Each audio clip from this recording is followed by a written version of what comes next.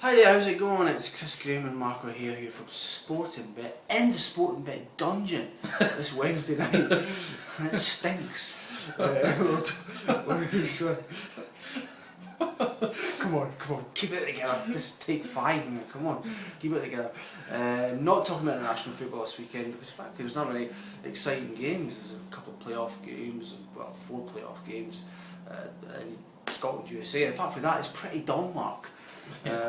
But you've come here with a nice sheets of paper with lots of Football League notes in them. That's what we're talking about, the Football League, or more specifically, League One.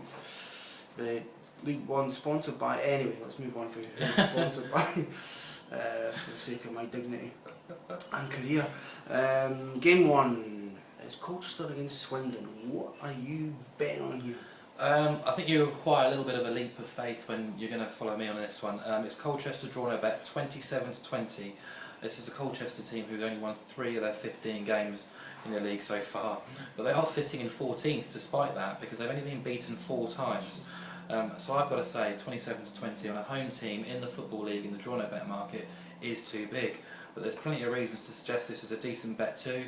Those 4 defeats in 15, very encouraging. And they take on a Swindon side who sits 7th, but come into this match having lost 3 of the last 5, conceding 12, incredibly beaten 4-0 by Macclesfield in the FA Cup. Amazing scoreline. Crazy scoreline. And their league form away from home to be just as poor, 1-1, draw 1, lost 5 away from home. That win was a 4-0 win at Rotherham, which on paper looks absolutely fantastic, but if you look into it and saw the highlights, they were absolutely pummeled for the most part of that match. Don't know how they ended up with that 4-0 win, but they did. Going back to Colchester then, their home form, 1-2, drawn 3, lost 2, average, yes you could say. Home defeats did come against Leyton Orient, top of the table, and Wolves, the League One giants. They did beat Peterborough at home. Take out those 2 defeats and they've only conceded 3 goals in 5 matches in front of their home fans. The front 2 at the moment to me are quite of interest. 18-year-old Elliot Lee on loan from West Ham. Quite highly rated, but he's playing alongside the evergreen Clinton Morrison, Republic of Ireland legend, or not. Jabo Ibere's out injured, but those 2 are doing quite well, both getting decent reviews from Colchester fans, and basically I just think you've got to find an angle here to oppose Swindon on that away form, and 27-20 is too big a price for me as a Football League team at home in the draw no bet market. Yeah, I think if you put up a compelling case there, definitely, and I think that's a decent price. Draw no bet. Clinton Morrison, unbelievable. He must be 50. Well, I don't even know how old he is. 40 something, must be. God, what a lad. Anyway, game 2. Oldham against the MK Dons. We were talking about Carl Robinson earlier on, weren't we? He gets a lot of stick at the moment, isn't he, in social media, that he's not up to the job and stuff like that. But he's quite a fashionable manager in some ways. He's quite a Lee Clark kind of guy. Yeah.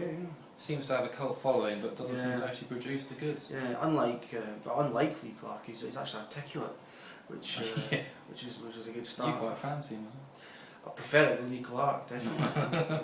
Lee Clark, oh jeez, grim. He would stink as well. What's Oldham MK Dons? It's another draw no bet angle here, back in the home side, Oldham. 2 of the best footballing sides, probably in League One, come into this game. Lee Johnson, a very cool guy, I wouldn't mind going out for a pint with and chilling out with. Pretty cool. He's earning plenty of rave reviews for his brand of football down at Boundary Park. Not been getting the results they deserved. Until recently though, things have picked up. Looking for a 3rd straight home league win now. They disposed of Swindon and the improving Carlisle in the league. Last weekend they were very impressive when they held Wolves 1-1 in the FA Cup. Wolves. Did you? Big time, that was my big bet at the weekend. Sods. But they hammered Notts County 5-1 in the JPT midweek. Okay, you can't read too much into that, but that's encouraging form. Again, draw no bet offers the best value here at evens.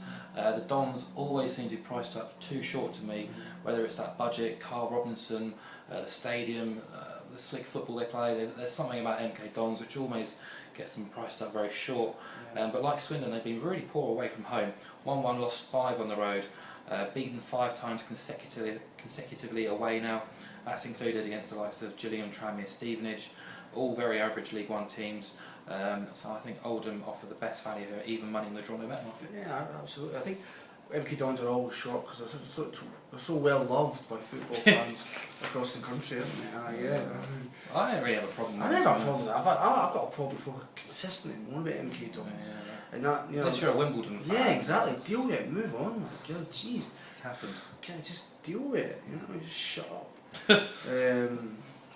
Stevenage against Rotherham is game 3. Stevenage, I find that a team who are always overpriced, but so far this year the backing up has not reaped rewards. But you're getting involved this weekend? Definitely, because their form has picked up recently. What we've got to mention in this match is the 2 managers involved, Graham Wesley and Steve Evans. That's going to be great entertainment if you watch the dugout for 90 minutes. But again, draw no bet market here. Stevenage 10 to 11. You mentioned they're quite often overpriced. That for me is massively overpriced.